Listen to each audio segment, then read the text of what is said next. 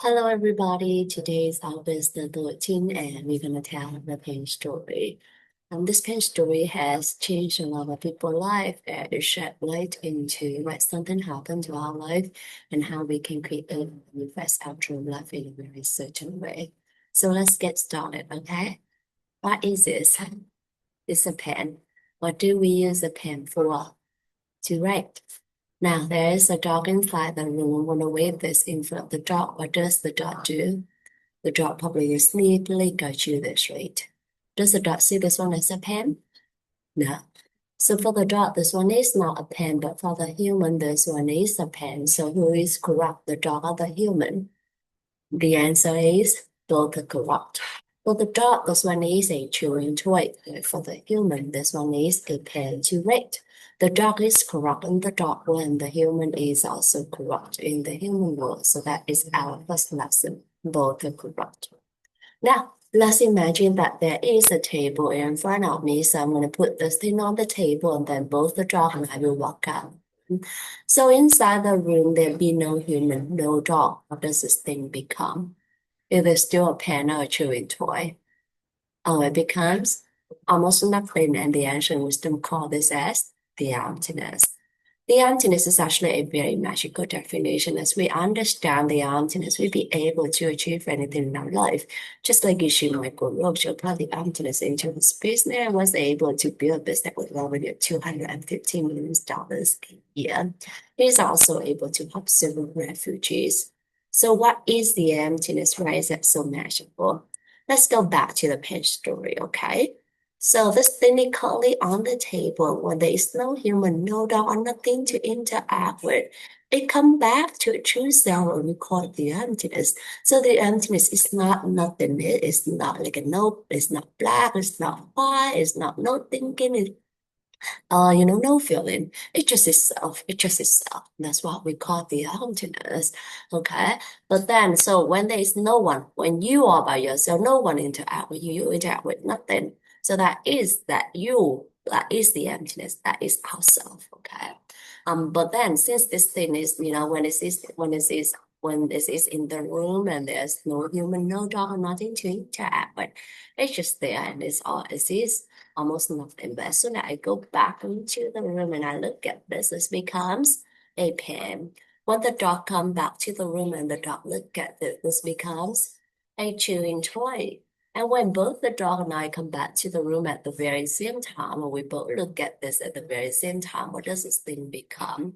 It is still a pen or a chewing toy. Or it becomes two things, a pen for me and a chewing toy for the dog. So a single thing when there's no human, no dog, and nothing to interact with. Okay, again, it comes back to true self, and we call it the emptiness. But because it has the emptiness, it also has the potential to become anything or anyone, depending on who or what is looking at this at the very moment. So that is our third lesson. Both are corrupt. Now, let's imagine that there is a table in front of me. So I'm going to put this thing on the table. And then both the dog and I will walk out the room. So inside the room, there'll be no human, no dog. What does this thing become then? Is it still a pen or chewing toy? All becomes almost nothing. And the ancient wisdom comes as the emptiness.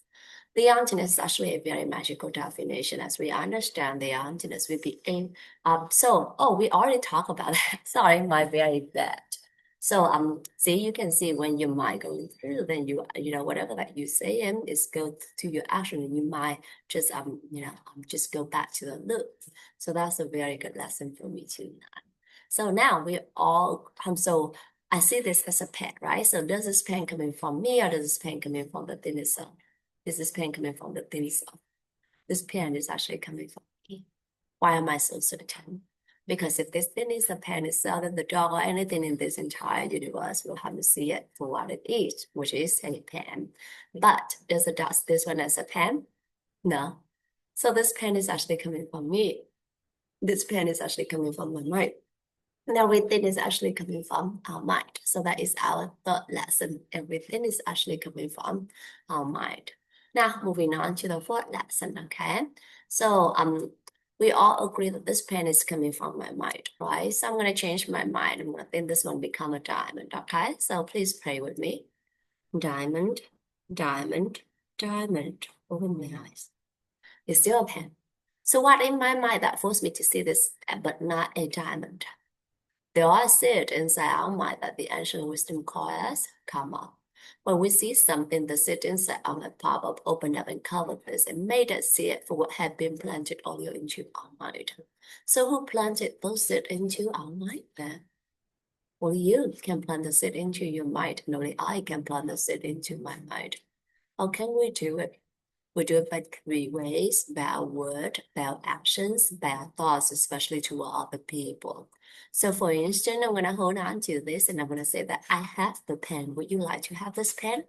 And when my friend say, yes, please, I'd be so happy to give this to my friend with the hope that I can help my friend. So when I give this to my friend, this palm will open up and both me and my friend will see it and start living mark in my mind. A couple days later, when I see this, I recognize this one as a pen, which means that the seed of the pen has already planted into my mind.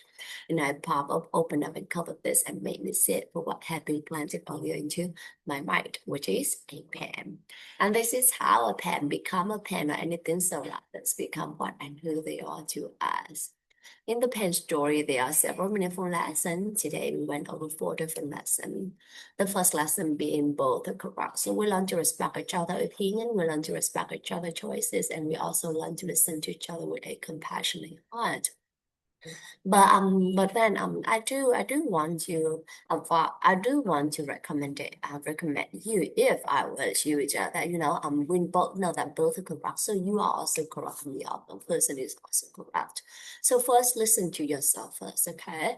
Listen to yourself. Try to understand yourself. Try to respect yourself. Love yourself. When you cultivate all that within yourself, that is when you be able to do it to other people. So when you practice that, you actually will feel that this world when like thầy Thích Nhất Hạnh once said that understand love is the root of happiness. So once you be able to understand people, you be able to love them, you understand them. That is when you be able to to know why people do that, and you stop blaming them, right? You stop thinking bad things about them. You start loving them even more, and that is when you start feeling the happiness. Because once love will always give you happiness. So that is the first lesson. The second lesson is along with the emptiness, law, have limitless potential. So trust your potential, trust the potential of everyone or everything surround you, and trust the potential of whatever happened to you. And even in every moment, if there is challenging in challenges, those challenges is actually those that will always have the opportunities with it. So whether you see that as an opportunity or you see it as a difficulty is actually all up to you. And same to yourself, whether you see, once you be able to love yourself, to trust yourself, to understand yourself, you'll be able to see all the beautiful potential that you possess, and you will book into work that path to be a better you, the one that you always want to be. So I think that is a very beautiful process, beautiful things that we can do, seeing, accept you for what you are and seeing the potential, whatever happened to you. So do that and then do that to yourself first and do that to the other people surround you. And the third lesson is everything is actually coming from the seed inside our mind. So we be 100% responsible to whatever happened to us. We don't blame anyone because in the end, we are the only one who can plant the seed into our mind using our word, our action, our thoughts to other people. So remember that, once we know that we are the one who create our life, we are the one who responsible to our life, then we know that, okay, so, if there's a problem, then I be able to resolve it because I take charge of my life, right? And then if there is a problem, I also know that, okay, this problem actually coming from me, something in the past that I do that led to this. So I will look into, instead of blaming other people, seeing what other people have done, and I actually look into myself and see, okay, so what the problem is here? What did I do wrong? And then I try to move past that, to learn from that experience, to learn from that lesson, to be a better person, to have a better resolve in the future. So I think that is also incorporated in lesson number 3 and lesson number 2 together. And then that also go into lesson number 4 is how to create your dream life in a very social way. So first you have to know what you want to have in your life by using lesson number 2, the emptiness and the potential. And then using lesson number 3, we start planting those seeds using our word, our actions, our thoughts to other people. So for instance, if I want to have a happiness, then I will plant the happiness seed using my word, my action, my thoughts to other people, helping other people to be happier. If I want to have health, I use my word, my action, my thoughts, helping other people surround me to be healthier. And just like that, whatever that I want, I will make sure that I use my word, my action, my thoughts, helping other people surround me to get that. In the beginning, it might sound conflicting. So why do we help other people getting what we want? But then, I think that you always have to give first. Remember, treat people the way you want to be treated. I think that is exactly the very same thing of planting the seed. Is that you before you want to achieve something, making sure that you do it to other people first, serve first before receive. So that's the 4 lesson that I would like to share with you all today. And then that from the page story, and then the story that I would like to share with you all today is that I think that life is full of potential. It's also full of challenges as well. The other day, no, actually yesterday, I was thinking about how clueless I am, still now. In my field, I learn a lot more, but then there's still something that I don't know about in this NGO where I work, and there are just so many things to learn. And then looking back into my experience as a pharmacist previously in the US, when I was working somewhere around 1 to 2 years, I start learning more. I start know how to navigate, and then people start seeing me as someone to rely on, a very capable person, and also someone that will be able to lead the team. So that is what proof, I always did previously, but in this one, I feel like I keep being the following, but I follow, but I know that, different things is different, right? So I learn to take it the way it is. I learn to see the potential. I learn to see the potential in that is that, there are just so many things for me. This is a totally new path for me, and being able to learn it is a very, very is a very great blessing for me. And to be able to, especially to be able to learn it from a very, all the very, very blessed person, very great person. So I'm feeling very, very blessed about that. And I know that it takes time. I might not be the fastest learner, but as long as I'm trying my best, I work with my best, and then I think that will be something that in the end will show that will show the result will show. And then I do also think that what is your ultimate goal, what your ultimate goal is actually will be the one that dictate how you do what you do, and then your commitment to it. So all the time, like previously as a pharmacist, my ultimate goal is to be able to serve my patient, to give the best I can do for my patient. And then so same thing. In this case, I think about this is a different sector, but I'm still thinking about the patient.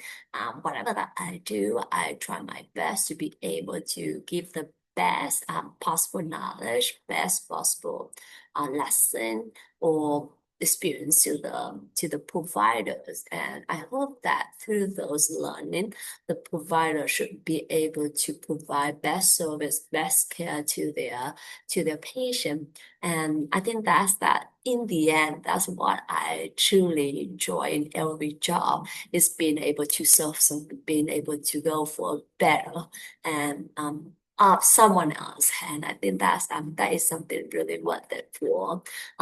Maybe in the pharmacist world, it's quite small. I will serve about like maybe 1,000, 2,000, 10,000 people. But then in this my new job environment, I'd be able to serve like a millions of people. So of course the scale will be a lot bigger, and there will be a lot more things to learn. So I learned to accept the fact that I'm still quite new to the field, and I still need to learn a lot more. But then I do see the potential one day I'd be able to serve more and be more capable, be more confident talking in front of other people. So that's what I'm moving forward to. And thank you so much for listening to me today. Thank you, Alan, for accompanying me in this 3,000-day journey. And if by me sharing with you this pain story or my lesson is something good, I would like to dedicate that to my dearest family, to my friends, to my coworker, especially the one that I shared with you yesterday, who is experiencing difficulties in his life.